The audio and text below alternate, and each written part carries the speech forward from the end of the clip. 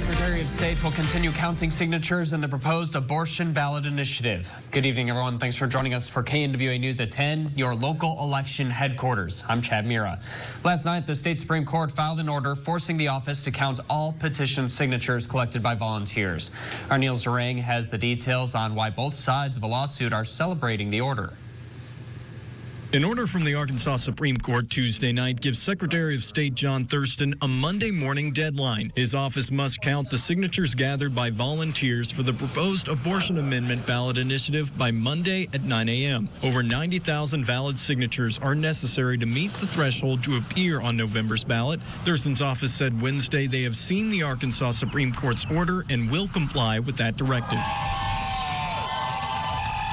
Shortly after over 100,000 signatures were turned in on the July 5th deadline, Thurston rejected more than 14,000 because he said they came from paid canvassers who lacked legally required paperwork. The fight right now is whether or not those should be counted.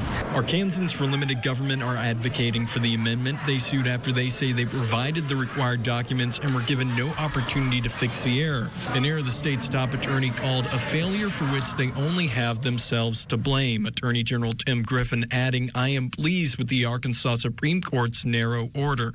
His opposition is also pleased. The Attorney General's initial argument in his filing got slapped down a little bit by the Supreme Court, so that's encouraging for us. Sam Watson says the court's decision validates the work of hundreds of volunteers and thousands of those signing the petition. However, the future of whether abortion access gets expanded in November still awaits another court motion. What is happening, we can't really say. That's going to be up to the Supreme Court.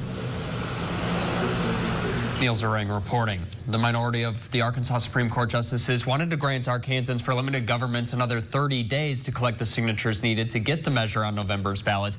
That could still happen Monday. We'll bring you the latest developments on this story.